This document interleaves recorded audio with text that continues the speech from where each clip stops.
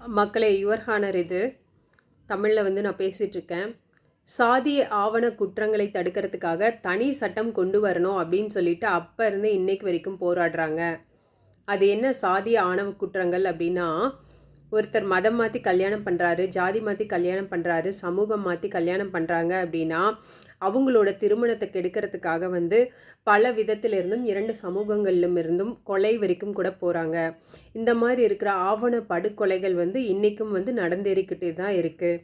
அவங்க என்ன தான் போலீஸ் ஸ்டேஷனுக்கு போய் அங்கே வந்து அவங்க பாதுகாப்பாக இருக்க முடியும் நம்பினாலும் ஒரு சிலரால் அங்கேயும் வந்து அவர்களுக்கு பாதுகாப்பு இல்லாமல் அந்த திருமணம் வந்து தடை செய்யப்பட்டு திருப்பி தான் அனுப்பப்படுகிறது.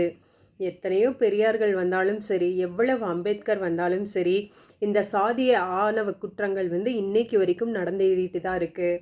இதை தடுக்கிறதுக்காக தனியாக ஒரு சட்டமே கொண்டு வரணும் அப்படின்னு சொல்லிட்டு பல வருஷமாக தமிழ்நாட்டிலையும் போராடிட்டு தான் இருக்காங்க. எப்போவுமே வந்து பார்த்தீங்க அப்படின்னா தமிழ்நாட்டில் தான் அதிகப்படியான இந்த சாதிய ஆணவ படுகொலைகள் வந்து நடக்குது. நம்ம பேப்பரை திருப்பி பார்த்தோம் அப்படின்னா ஒரு நாள் கூட அதை பற்றின நியூஸ் இல்லாமல் இருக்காது. எவ்வளோ பேர் இதில் பாதிச்சிருக்காங்க, எத்தனையோ குடும்பங்கள் பாதிக்கப்பட்டிருக்கு.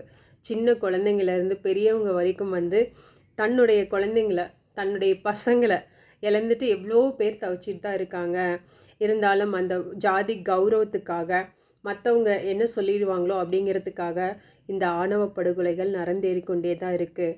இது தடுக்கிறதுக்காக வன்கொடுமை தடை சட்டம், இந்திய தண்டனை சட்டங்கள் இருந்தாலுமே கூட அதுக்குன்னு ஸ்பெசிஃபிக்காக வந்து ஜாதிய ஆணவ குற்றங்களை கண்ட்ரோல் பண்ணுறதுக்காக தனி சட்டம் வந்தால் மட்டும்தான் இதை ஃபுல் அண்ட் ஃபுல் நம்ம கண்ட்ரோலில் வச்சுக்க முடியும்.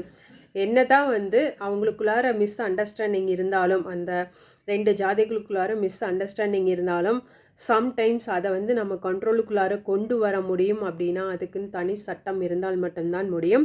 அந்த சட்டத்தை வந்து அரங்கேற்றணும் அப்படின்னு சொல்லிட்டு இன்றைக்கு வரைக்கும் நம்ம மக்கள் எல்லாருமே வந்து போராடிட்டுருக்காங்க. இதில் வந்து பார்த்திங்கன்னா சிலர் மட்டும் வந்து உறுதியாக போராடாமல் எல்லாருமே சேர்ந்து இதுக்கான போராட்டம் அப்படிங்கிறத நம்ம வெளிப்படையாக நடத்தினா அதுக்கான சட்டங்கள் அப்படிங்கிறது கண்டிப்பாக வந்து அரங்கேறும். இதில் வந்து நம்மளோட சிஎம்மும் வந்து கண்டிப்பாக வந்து அதற்கான முயற்சிகள் எல்லாம் எடுப்பாங்க. மற்ற எல்லா கட்சிகளுமே வந்து இந்த ஒரு சட்டத்தை கொண்டு வரணும் அப்படின்னு சொல்லிட்டு முழு மூச்சில் தான் செயல்பட்டுருக்காங்க.